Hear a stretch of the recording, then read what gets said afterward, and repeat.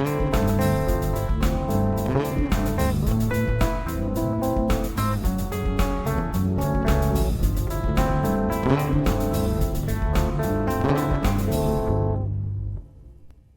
everybody, welcome to this week's podcast. Hello there. This week we're going to look back on the life, career, and mysterious death of former W.W.F star Adolfo Bresciano, better known to pro wrestling fans as Dino Bravo. Okay, so Adolfo Bresciano was born in the commune of Campobasso in southern Italy to Mario and Ausilia Bresciano. The family emigrated to Canada when Adolfo was young, settling in the Centre-Sud neighborhood of the Montreal borough of Ville-Marie. He started training in amateur wrestling at age 12, which is pretty young. That's young, yeah. But it was already quite big in Quebec at the time. Well, across Canada, but Quebec had like a major wrestling scene by that time. Bresciano began semi-professional wrestling in 1970, taking the name Dino Bravo from another wrestler from the early 1960s. Yeah, I couldn't find the other Dino Bravo, but I'm sure it's out there, or information about him is out there, but yes, that's when he took on the name. And for now on will be known as Dino Bravo. So by the late 1970s, Bravo had become a big enough draw to get a singles push in the Montreal territory. In December 1978, he defeated Gene Kiniski in Toronto to win the new Canadian heavyweight title. He made appearances in the WWF in the late 70s and early 80s, as famed promoter Vince McMahon had drafted many Canadian talents such as the Hart family, the Rougeau brothers, and Rick Martel. Yeah, it was a big deal, too, back then. I didn't start watching it till basically, like, the early 80s, I guess, but I remember a lot of Canadians, and, like, as a Canadian, you always sort of cheered for them. There's a huge presence, especially the Hart family. I mean, they're Canada's wrestling family, basically.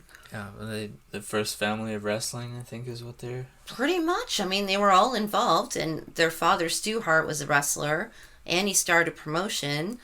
And he used to train people at the Hart home in an area of the basement called the dungeon. And it was almost torture, but he created a lot of very good wrestlers, including his own sons. So it's revealed that a match between Dino Bravo and Hulk Hogan was pitched in the late 1985, early 1986 to take place in Montreal. It would eventually fall apart due to the fear that Dino would be more popular than Hulk Hogan in his hometown. Like, why would they even suggest it, though? Like, why would it even be considered if that was an issue? Dino was pretty popular at the time. Like, he was moving up in popularity. Also, to have Hulk Hogan wrestle a Canadian on Canadian soil was, it would have been like a big deal. It's probably because it took place in Montreal and because Dino Bravo basically adopted Montreal as his home. He lived elsewhere in Quebec. But, I think it would have made Hogan look a little bit bad. Say if he would have maybe had Hulk Hogan fight Bret Hart, who was from Calgary, in Montreal. It might have been a different story. I don't know. But, yeah. So it's all about the Hulkster because he made the millions. Yeah. Well, the Hulkamania would definitely be lacking in Montreal if that's where they fought. Well, not that there wouldn't be any fans, but it probably would have been like a split crowd, I bet. Yeah. Wanted to keep making that money, he had to do what he was told. Yep, and for a guy like him, I guess that was hard to do to a certain extent. But, I mean, he did it. Everybody had a problem with Vince McMahon back then. Anybody who knows anything about wrestling history knows what toxic person he is. Due to Dino's broken English, it was clear that he wouldn't succeed as a character and much of a merch seller. Yeah, he had a French accent, but also he came from an Italian family. Well, he was born in Italy, so he did have a pretty thick accent. I think that's a terrible thing that would hold him back. But again, it's like it's appealing to the world, and it's he's working for a federation that's controlled by America, where that's just what you do is it's English, right? So Yeah. Bravo, who was legitimately strong, was able to bench press more than 500 pounds. One time he's said to have bench pressed 715 pounds in a controversial attempt to break the world record. yeah, so he did that on an episode of the W.W.F, whatever it was, one of the TV shows. He did it, and there was controversy about it because apparently the person who was spotting him, which just happened to be Jesse the Body Ventura, apparently helped him lift it, so kind of helped him cheat, but actually Jesse Ventura only had 2 fingers out, so it was sort of one on either side of the weights. So Jesse Ventura said there's no way I was going to help him like to 715 pounds. There's no way. It's 2 of my fingers. So yeah, he ended up not getting the world record. That was that controversy. Yeah. So he played up his Quebecois identity by wearing the fleur-de-lis, and he was managed by a guy called Frenchie Martin. Yeah, I remember that. That was sort of the era that I recall the most. And by the time of the 90s, too, his fandom was waning. And he ended up leaving the WWF and retired from wrestling following a European tour in April 1992. After retiring, he helped train wrestlers in Montreal. So he was giving something back. He still had his hand in the business. There was a business he was passionate about, so yeah. Yep. Unfortunately, he didn't want to give up his decadent lifestyle, and he would begin looking into other avenues of making money. He made a minimum of $300,000 per year, and in the first year it was over $1 million in the WWF. The only problem was he didn't save any of it, which, when you're making that kind of money, if you don't save it, I don't know, you definitely don't value it too much. He also had a child as well. I'm sure they lived it up. I think that's about the time that he bought, so he had a mansion in Quebec. I believe it was in the Laval area. And he also bought a mansion in Upper New York State. And cars and jewelry and you name it. So, yeah. Should have thought ahead a little. Was it Laval is supposed to be like the Beverly Hills of Quebec or something like that? Laval is well known for very wealthy people, including Mafia families and whatnot. So, I mean, just terribly rich. So by this point, Dino had already dabbled in working for his wife's uncle, who was a famed mafia boss of Montreal called Vincenzo, or Vic, Cotroni. Cotroni was actually a former wrestler in the 30s in the Montreal circuit. So he was the muscle for the Quebec Liberal Party and the Union Nationale, beating up supporters of rival parties and stuffing election boxes. Yeah. He later was one of the most famous mafia figures in Montreal history, having associated with mob figures such as Niccolo Rizzuto. Yeah, actually, pretty much almost the whole Rizzuto clan and others, so he is not joking around. No, and that's such old school techniques. Oh, the election stuff? Yeah, that's from crazy. Back in the day. Yeah, That's just crazy. Literally just using intimidation and, well, just like stuff in the box. That's how they did it back then. There was no election back then. Maybe even now, who knows? I'm not even going to go there, but there wasn't hardly an election back then that wasn't won in some sort of shady way, I guess. Yeah, it was easier to fudge the numbers in those days, I suppose. As you can do whatever you want, right? Yeah. Including intimidating people. to vote. I remember my mom used to tell me about her mom used to get paid to go and vote. Even though they grew up out in the country, they really knew nothing and didn't really care anything about politics. But the politicians would come around every couple of years and pay them to go into town to vote for them. So apparently my grandmother would, one politician give her money, oh, I'll vote for you. Then another politician would come around, okay, I'm going to go vote for you. And it's cha-cha-cha-ching. I mean, not a whole lot, but that's the way it was. So the Catroni family participated in alcohol and cigarette smuggling heavily. They looked at Dino's imposing figure, and they wanted to hire him because, especially if you're using intimidation, he would have been the guy to use. Yeah, Dino Bravo was about 6 feet tall, but I think in his prime he would have been about 265, 275 pounds, so yeah, he'd be the one you want on your team. Yeah, and it'd be all muscle too. So eventually he branched out. After the death of his wife's uncle, he started to work with the local native reserves in Quebec and New York in his own cigarette smuggling operation. And the natives who he had involved with it, they were huge wrestling fans, so they were just starstruck. Well, also, I gotta say though, I mean, the natives also weren't ones that you messed with either. The whole circuit of the cigarette smuggling operation was very, very serious. It was huge money, and there was mafia involved. The natives were involved. There were bikers somewhat involved. There was a lot going on, so really you didn't cross anybody. You just didn't cross anybody. Because they were able to do, everyone was able to do more shadier things back then.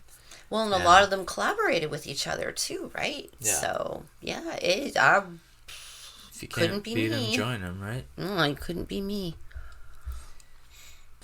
So according to those who knew him well, they would say that Dino's temper was not to be tampered with.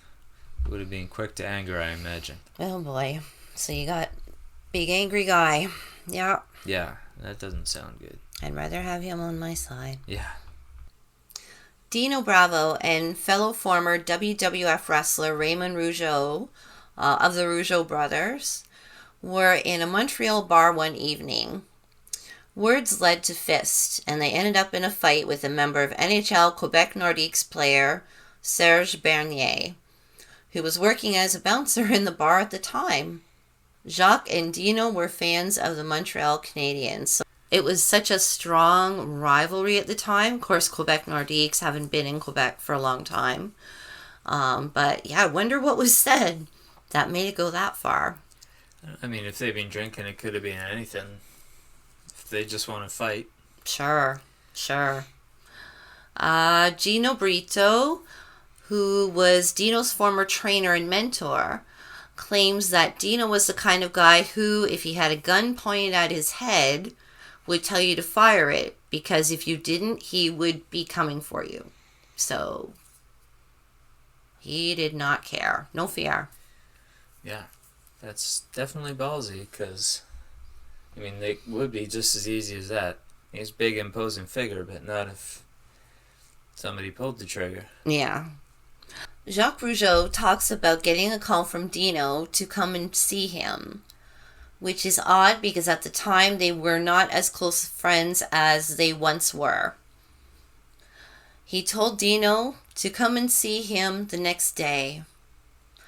That night of that phone call, Dino was murdered, and Rougeau found out about it on his way to see him. Basically on the news, on the radio in his car. Rougeau believes that the person who killed him had to be a friend. And that's a pretty common way of thinking. A lot of people thought that it must have been somebody that he knew that did it to him. Evidence points that way. All of it, pretty much. Somebody he trusted enough to let into his home. So the night of the murder, Dino's wife Diane had taken their daughter Claudia to ballet.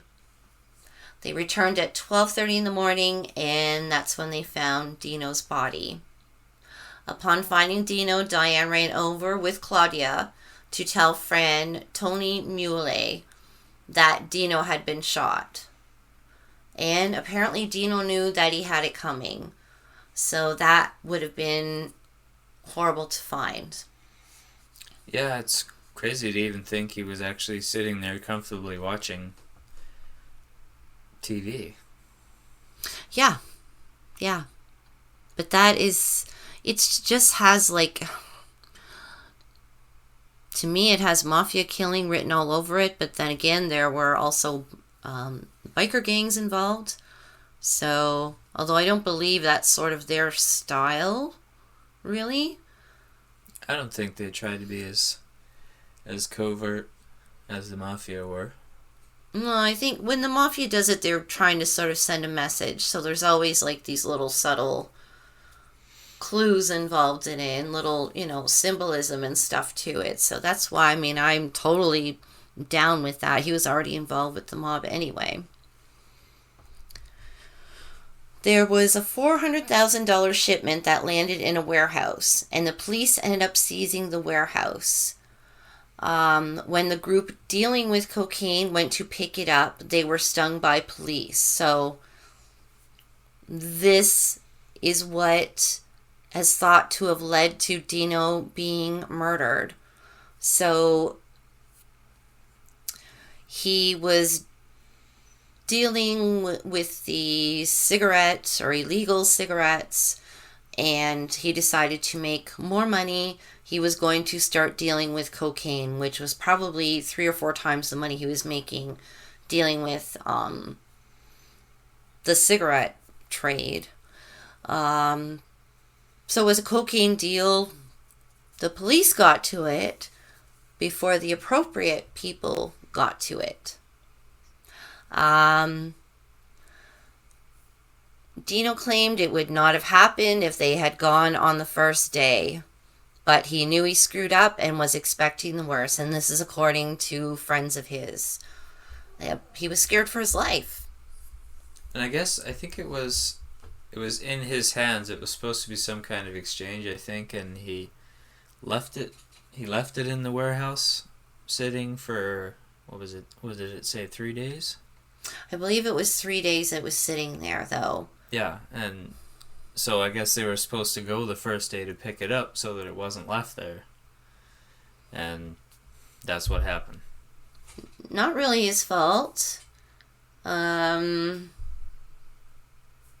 he knew it was going to come back on him because he was actually still responsible for it. As long as it was in that warehouse, it was sort of in his hands. So he knew it was coming back on him. Yeah, that's quite a big mistake to make. Yeah, and like at that point, you just know you're done, right? What do? You take it or, run away. You can't just pick up your life and your wife and your child and just disappear into whatever. No, and the only way you can disappear, it seems, in that industry is to be made to disappear. Oh, pretty much. And if you tried to disappear, you would be found. Yeah. So, and he wasn't one to stand down from anyone anyway. So, maybe he was a little full of himself. He was definitely afraid, but he just continued on with life. Dino was shot in the head 7 times and in the body 4 times. He was found watching a hockey game with the remote still in his hands. It can be assumed that whoever killed him spent some time with him, possibly watching the game. Or at least that person was invited over that night. So, who knows, right? Somebody knows, but it's... Well, and I wonder, too, if the remote was still in his hands. He either wasn't expecting it, or he was cool, calm, and collected in the face of death, pretty much. No, I know a lot of those mafia killings are sort of... you can't really trust anybody, so they kind of come to you as a friend, but leave the opposite. So, Could have been that sort of thing. Like, somebody could have been paid off very, very well to do it. But, yeah, so obviously he was comfortable just sitting there. Yeah. And I guess quite possibly at the time they stood up and either they blasted him or they said something, we're not here for this, we're here for this kind of thing. And he was like, okay, I guess I was expecting that. Yeah. Sort of thing. Interesting to think about. We'll never know. The people involved will never come forward. We'll be lucky if maybe we get some kind of deathbed confession or, this one could just stay unsolved though. Look who we're dealing with. Yeah. In the same area where Bravo lived, there had been 2 other Mafia-style executions. A Mafia accountant and a cigarette smuggler. So that's what leads some to believe that it had something to do with the cigarette industry. And actually, these 2 other executions were within 2 weeks, I believe, and almost on the same street. So, jeez, there's definitely a pattern.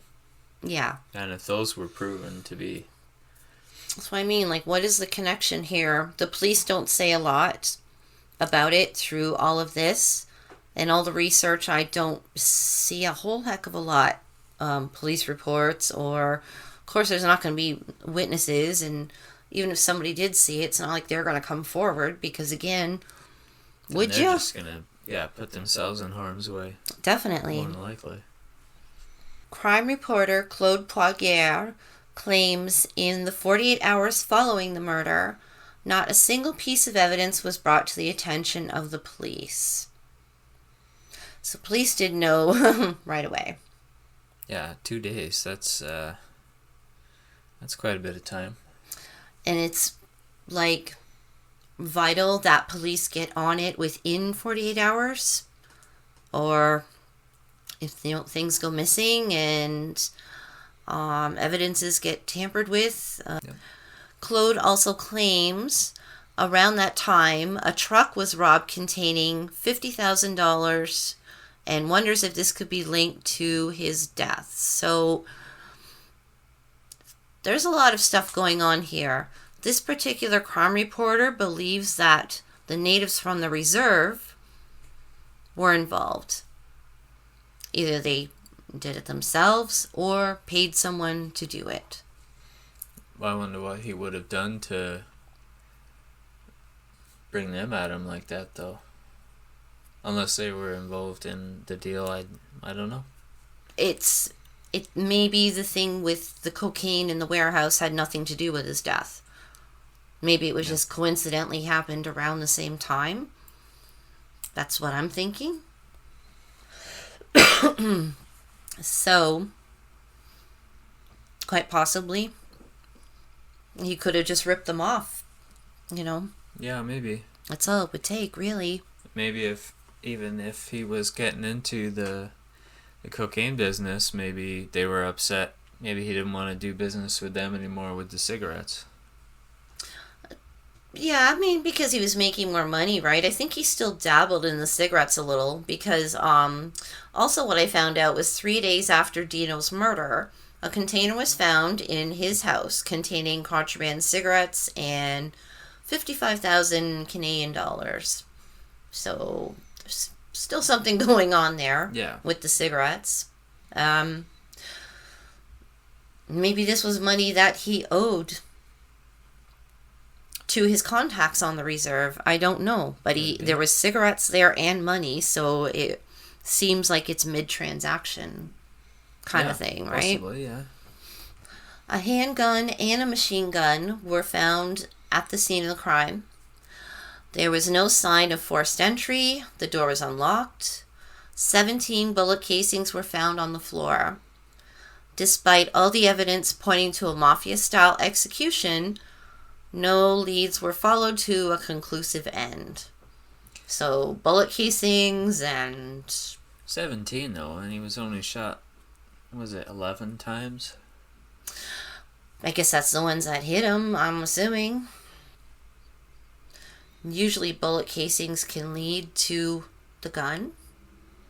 But I mean, back in the day, who's registering handguns? And then we're dealing with a machine gun on top of it, so definitely untraceable. And machine gun mafia? Yeah. I'm thinking. Yeah.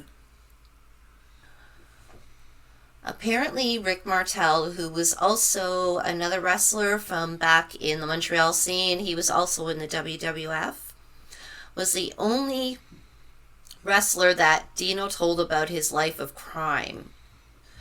But I believe Jacques Rougeau claims to know quite a lot about what Dino was doing. In an interview, Rick Martel discusses how someone in a rival crime group dealing in cocaine met with Dino about working together. He claims that Dino was apparently involved with people arrested a week before for hundreds of kilos of cocaine smuggled in tomato cans. So Rick Martel claims that Dino was working for a group that was already had the heat on them from the cops. So that would explain how their coke got found in the warehouse. Yeah. Dino was buried in Notre-Dame-des-Neiges Cemetery in Montreal, Quebec, a few days after his death in March 1993. It is rumored that his funeral was a private affair, that it was open casket, he wore a mask, or had a so-called false head due to the damages from the headshots. I'm not 100% about his funeral. I can't see it being an open casket. Not unless his face was covered. Yeah, I mean, they said that it's definitely a rumor for sure. It's never been confirmed. Said a mask or a false head. Mafia killing, shot in the head, they do that for a reason, so your family does not get an open casket. I know I keep going back to the Mafia hit, but I really feel like that's exactly what it was. It sounds like it, so... It makes the most sense, yeah. I don't really believe the rumor that it was open casket. The funeral was very secretive, though, so... and it was done very shortly after his autopsy was done. I mean, maybe the next day or the day after. I'm pretty sure within 48 hours he was buried. So usually that's not a good sign. No. That means they're not going to look into it too much. No, because we've had a couple of cases that we've talked about on here where it's just this sort of quickie, okay, that's what it was that killed him, and bloop, in the ground and out of sight, out of mind. So this was sort of the case here. I don't believe it's ever going to be solved. The Quebec police claim to this day that it is still an open case, and they are looking for anyone who may know or has any clues that would lead to the capture of his killers. But I honestly, I can't see that happening. Maybe give it a couple more generations. I don't know. I just don't think anybody's going to say anything.